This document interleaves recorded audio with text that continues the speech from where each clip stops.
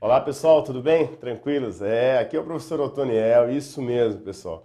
Professor Otoniel que você sempre vê com atualidades e tal. Hoje a gente vai estar entrando na parte da gravação da história do Goiás, geografia do Goiás, relações étnicos-culturais. Você lembra que toda vez que você vai fazer o concurso do estado do Goiás, tem um tópico lá relacionado ao contexto ligado à lei de 2004 que fala que você tem que ter o conhecimento prático de relações étnico-culturais, historiográficos, geográficos do estado do Goiás. É esse o ponto que nós vamos estar pegando aqui hoje, pessoal. Vamos estar fazendo esse material bacana, essa viagem muito bacana para vocês, para que você conheça e aprofunde.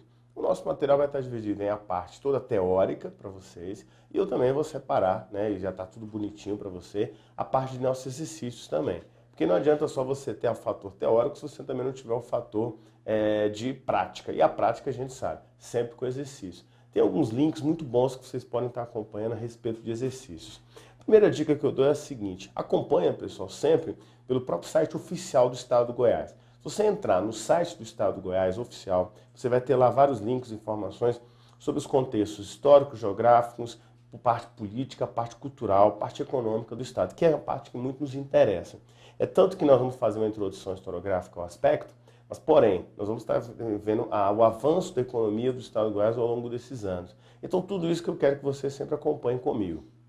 Fique atento a isso. Se precisar da parte de exercícios, tem vários links também. Sempre gosto de dar dica para a galera do PCI Concursos. Isso, aquele link lá que roda o Brasil todo. pciconcurso.com.br, que te ajuda também. É gratuito, é aberto para vocês. Então, eu quero praticar um pouquinho mais. Fique à vontade, entre lá, pega os exercícios, dos últimos exercícios do estado do Goiás, várias bancas, várias questões, vários concursos.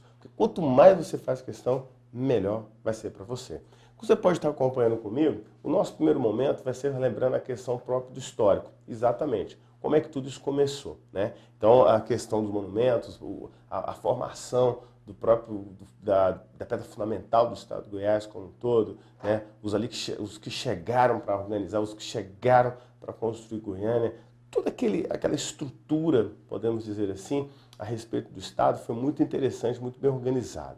O que eu quero interessante para a gente pensar a respeito disso também é que, quando a gente destaca o histórico do Goiás, é que, primeira coisa, o Goiás ele não era uma capitania hereditária, ele estava ligado ao contexto da capitania de São Paulo.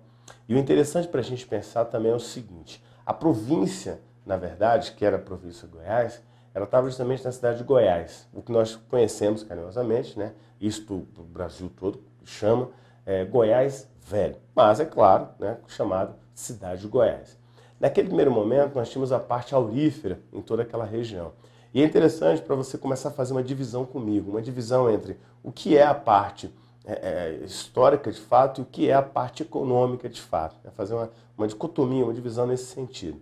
Quando a gente fala a respeito do cenário econômico, quando a gente fala a respeito do cenário histórico dali, cabe lembrarmos que a cidade de Goiás é uma cidade muito rica, né, e próspera. Então, ou seja, no primeiro momento eles encontraram o ouro, que era aquele ouro de tolo, chamado ouro de aluvião, né? E nesse contexto desse ouro de tolo como um todo, que é o ouro muito rápido de ser encontrado, mas também ele acaba muito rápido. É tanto que a maior parte aurífera do estado, do contexto da província, né, era cidade, né, tanto na cidade de Goiás como em algumas outras cidades. Entre elas, a gente pode lembrar a própria região de Pirinópolis, do próprio contexto de Corumbá, também algumas áreas que nós temos encontrado resquícios de ouro. Agora, o ouro no Brasil mesmo, ele ficou muito lotado à região de Minas Gerais. Minas, Mato Grosso e Goiás. Agora, o Goiás, a gente cabe lembrar que foi um resquício, né, uma área muito pequena de ouro que foi encontrada por aqui. Então, você não teve aquela amplitude toda de ouro. Talvez esse seja um dos grandes motivos que o Goiás ele começou a introduzir o contexto da agropecuária e a saída, né, da capital, saída de cidade de Goiás e ir para o que nós temos como Goiânia, que aí já vai ser outro ponto que a gente vai chegar nele já já. Primeiro ponto que eu queria destacar com você no nosso material. Veja comigo aqui no nosso slide, o que eu tenho para vocês. Primeiro contexto, as primeiras bandeiras, né, porque a gente acaba de lembrar das bandeiras aí. Antônio Macedo e Domingos Luiz Grau, de 1590.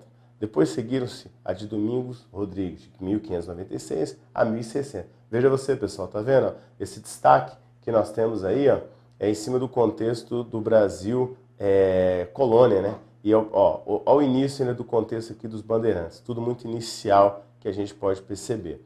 Outras diversas aconteceram. Contudo, a bandeira de Bartolomeu Bueno da Silva Filho é considerada a descoberta de Goiás, quando ele destaca: isto não significa que ele fosse o primeiro a chegar em Goiás, mas sim que ele foi o primeiro em vir a Goiás em intenção de se fixar aqui de 1690 a 1718.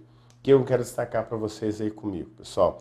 Veja aqui então, ó, a ideia é a seguinte: para a gente pensar nessa situação ali dos bandeirantes, é justamente a entrada das bandeiras, ou seja, o Brasil todo viveu com isso. Então corta para cá para mim, para a gente mostrar essa ideia melhor.